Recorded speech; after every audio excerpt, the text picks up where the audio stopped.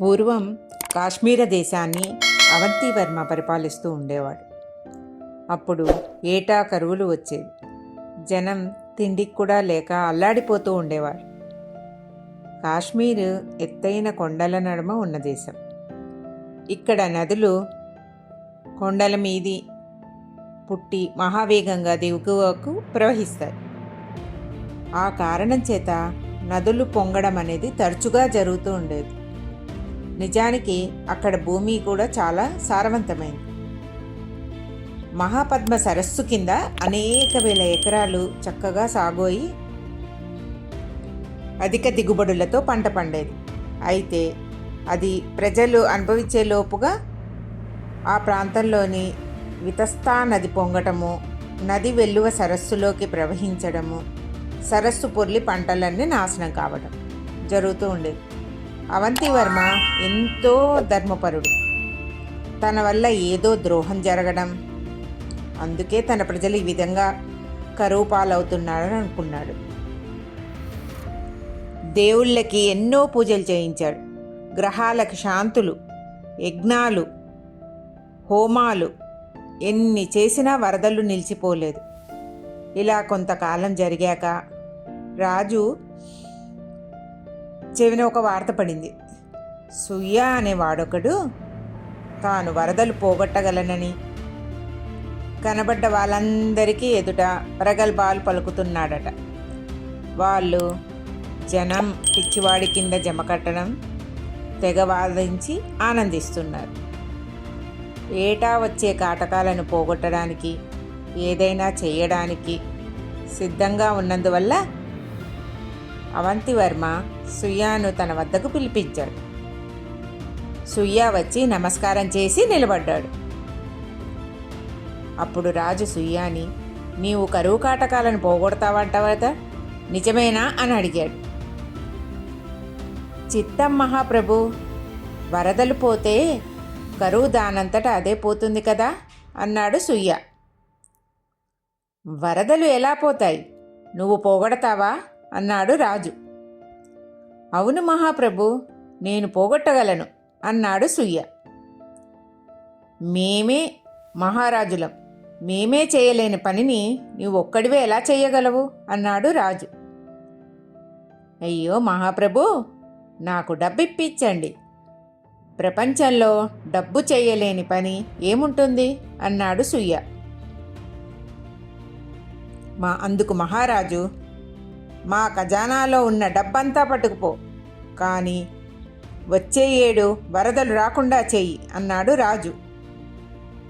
మంత్రి రాజుని ఆపడానికి ప్రయత్నించినా రాజు వినిపించుకోలేదు. సుయ్య ఖజానా నుంచి తాను మోయగలిగినన్న బంగారు నాణాలు మూటగట్టుకుని బయలుదేరాడు. ప్రజలు కూడా అతని వెనకాలే కేకలు పెడుతూ గేలి చేస్తూ బయలుదేరారు. మన మహారాజుకి టోపీ వేసి సుయ్య డబ్బు కాజేశాడని అందరూ అనుకున్నారు. కొందరు సుయ్యతో పాటు రాజుకు కూడా పిచ్చి పట్టిందని మరికొందరు అన్నారు. సుయ్య ఆ ధనం తీసుకొని పోయి ఏం చేశాడో చూడాలని అందరికీ బుద్ధి పుట్టింది. ప్రతి సంవత్సరం తెచ్చే వితస్తా నది వరదలు కొంత దూరం వెళ్ళాక కొండల సందుగా కనుమలో కూడా ప్రవహిస్తుంది. కొన్ని వందల ఏళ్లుగా బ్రహ్మాండమైన బండరాళ్ళు రెండు వైపులా కొండల మీద నుంచి దొర్లి వచ్చి నదికి అడ్డంగా వంతెనలాగా పడి ఉన్నాయి. వరదలు వచ్చినప్పుడు తప్ప మిగతా సమయాల్లో ప్రజలు ఇక్కడ నదిని దాటుతూ ఉంటారు కూడా.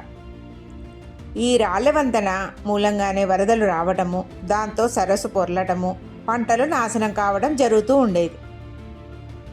సుయ్య డబ్బు మూట వేసుకొని ఈ ప్రాంతానికి వచ్చాడు. వాటి వెనకాలనే వేల మంది మనుషులు కూడా వచ్చారు. సుయ్య నదికి అడ్డంగా ఉన్న రాళ్ళ మీదకు పోయి తాను తెచ్చిన మూటలోంచి బంగారు నాణను గుప్పిళ్లతో తీసి రాళ్ళ మధ్య పడేస్తూ అవతలి ఒడ్డుకు పోసాగాడు.